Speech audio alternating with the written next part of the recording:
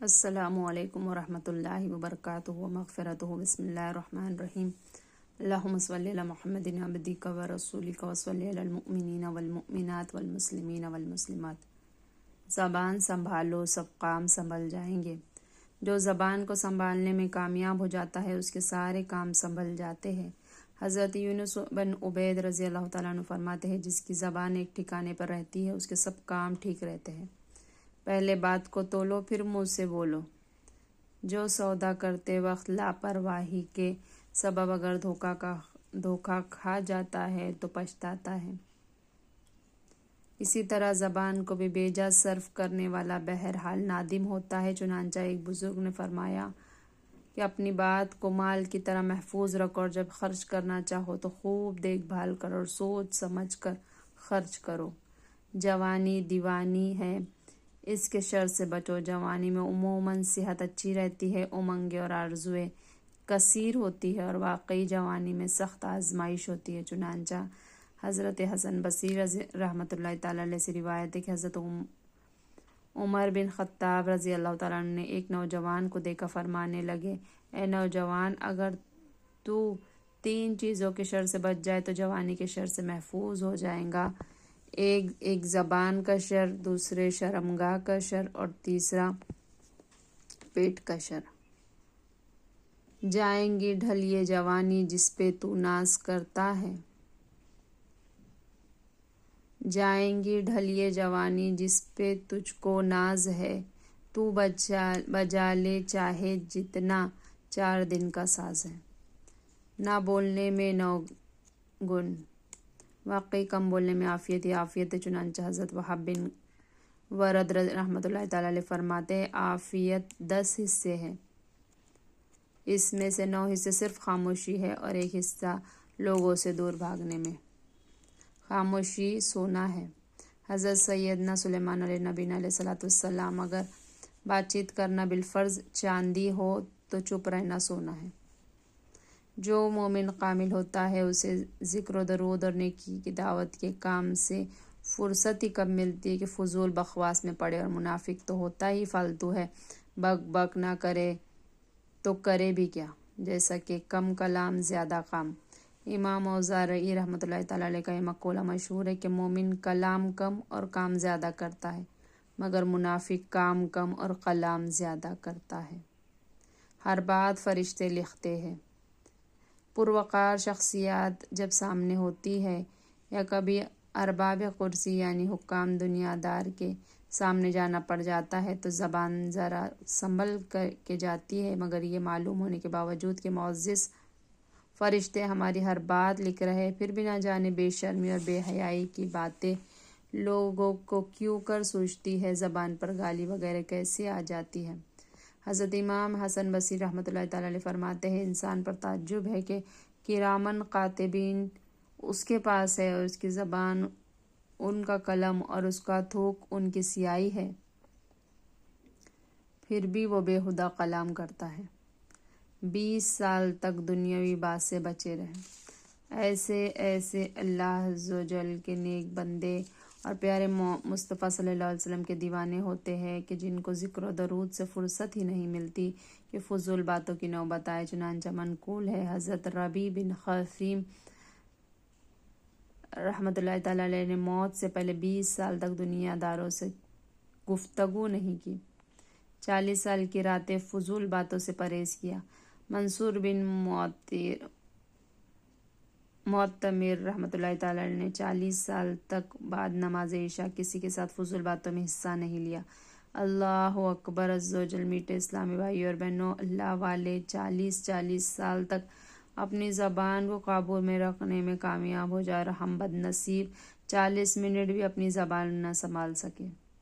ایک فضول بات کی سزا 1 سال کے روزے۔ حضرت حسان بن سنان رحمۃ اللہ تعالیٰ علیہ کی نسبت مروی ہے کہ ان کے منہ میں سے ایک فضول جملہ نکلتا تھا تو وہ اپنے نفس کو کامل 1 سال تک روزے رکھ کر سزا دیتے تھے۔ بعض اوقات مسلمان بے خیال میں ایسی بات کر ڈالتا ہے جس کی خود اسے بھی خبر نہیں ہوتی۔ اللہ عز و جل اس سے راضی ہو چکا ہوتا ہے اور وہ کوئی تو لاپرواہی میں ایک آدھ ایسی بات بک ڈالتا ہے، اسے اس کی سدھ بھی نہیں ہوتی، حالانکہ اس بکواس کی نحوست سے تباہی اس کا مقدر بن چکی ہوتی ہے۔ چنانچہ بے خیالی میں نکلا ہوا ایک کلمہ دوزخ میں پہنچا سکتا ہے۔ حضرت سیدنا ابو ہریرہ رضی اللہ تعالیٰ عنہ سے روایت ہے، تاجدار مدینہ صلی اللہ علیہ وسلم نے ارشاد فرمایا، بلا شبہ بندہ کبھی اللہ کی رضا کا کوئی ایسا کلمہ کہہ دیتا ہے جس کی طرف اسے دھیان بھی نہیں ہوتا، تو اس کی وجہ سے اللہ تعالیٰ اس کو بہت سے درجات بلند فرما دیتا ہے۔ اور بلا شبہ بندہ کبھی اللہ تعالیٰ کی نافرمانی میں کوئی ایسا کلمہ کہہ گزرتا ہے کہ اس کی طرف اس کا دھیان بھی نہیں ہوتا، تو اس کی وجہ سے دوزخ میں گرتا چلا جاتا ہے۔ فضول بات نکل جائے تو کچھ ذکر و درود کا ورد کر لینا چاہیے۔ اللہ عز و جل کے نیک بندے خالص دنیاوی باتوں کو بالکل اچھا نہ سمجھتے تھے، جیسا کہ حضرت حماد بن سلمہ رحمۃ اللہ تعالیٰ علیہ جب کوئی فضول بات کہہ دیتے تھے تو اس کے بعد سبحان اللہ والحمد للہ ولا الہ الا اللہ واللہ اکبر پڑھتے، پھر فرماتے کہ ہمارے اسلاف کسی مجلس میں خالص دنیاوی کلام کرنا برا جانتے تھے جب تک کہ اس کے ساتھ کوئی نیکی کا کام نہ ملا لیتے۔ خاموش رہنے کی تربیت، خاموش رہنے کی عادت ڈالنے کے لیے خوب جد و جہد کرنی پڑتی ہے، لہٰذا حضرت مورخ الاجلاء رحمۃ اللہ تعالیٰ علیہ 20 سال تک خاموش رہنا سیکھتے رہے، یہاں تک کہ اس میں کامل ہو گئے۔ اللہ عز و جل جب اپنی توجہ ہٹا دیتا ہے، باطنی شخص کو تو ڈر جانا چاہیے کہ کہیں اللہ عز و جل نے میری طرف سے توجہ تو نہیں ہٹا دی۔ چنانچہ حضرت معروف قرخی رحمۃ اللہ تعالیٰ علیہ فرماتے کہ انسان کا غیر مفید باتیں کرنا اللہ کا اس کو بے مدد چھوڑ دینے کے باعث ہوتا ہے۔ منافق دنیا داری کے معاملے میں کتنا ہی عقل مند اور زیرک ہی صحیح، مگر چنانچہ وہ دین کی سمجھ سے محروم ہے، اس لیے وہ یقیناً پورا محروم اور پرلے درجے کا احمق ہے۔ اس کے ہونٹوں پر وہ نورانی تبسم کبھی نہیں آ سکتا جس سے کسی کا ایمان تازہ ہو جائے۔ اس کا دل تاریک ہوتا ہے۔ مسلمانوں سے محبت اس کے مقدر میں کہا وہ پکا باطنی اور بکواسی ہوتا ہے۔ منافق زبان کی احتیاط سے محروم رہتا ہے۔ سرکار مدینہ صلی اللہ علیہ وسلم کا ارشاد ہے کہ 5 چیزیں منافق میں نہیں ہوتی: 1 دین کی سمجھ، 2 زبان کی احتیاط، 3 چہرے کا تبسم، 4 قلب کا نور، 5 مسلمانوں سے محبت۔ زیادہ بولنے والے کو ندامت اٹھانی پڑتی ہے، بری صحبت برباد کرتی ہے، بری جگہ جانے والا بدنام ہوتا ہے، اور باطنی آدمی کو آخر کار شرمندگی اٹھانی ہی پڑتی ہے۔ چنانچہ لقمان حکیم رضی اللہ عنہ سے منقول ہے کہ انہوں نے اپنے بیٹے سے فرمایا، اے بیٹے، نمبر 1 جو شخص برے آدمی کا رفیق ساتھی بنتا ہے اسے سلامتی نہیں ملتی۔ 2 جو بری جگہ پر جاتا ہے وہ متہم اور بدنام ہو جاتا ہے۔ 3 جو اپنی زبان کی حفاظت نہیں کرتا وہ نادم شرمندہ ہوتا ہے۔ عقل مند پہلے بات کو تولتا ہے پھر منہ سے بولتا ہے۔ سمجھدار آدمی بولنے سے پہلے بات کو تولتا ہے، بولنا مناسب ہو تو پھر بولتا ہے، مگر بے وقوفوں کی تو کمی ہی کہا ہے، جو مرضی میں آیا بولتے ہی چلے جاتے ہیں، چاہے کتنا ہی ذلیل ہونا پڑے۔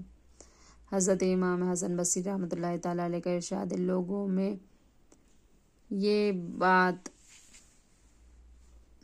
مشہور ہے کہ دانا آدمی کی زبان اس کے دل کے پیچھے ہوتی ہے، وہ کچھ کہنا چاہے تو دل سے رجوع کرتا ہے، مفید ہو تو کہتا ہے ورنہ چپ رہتا ہے، اور جاہل آدمی کا دل اس کی زبان کی نوک پر ہے کہ ادھر رجوع کرنے کی نوبت ہی نہیں آتی، بلکہ جو زبان پہ آتا ہے کہہ گزرتا ہے۔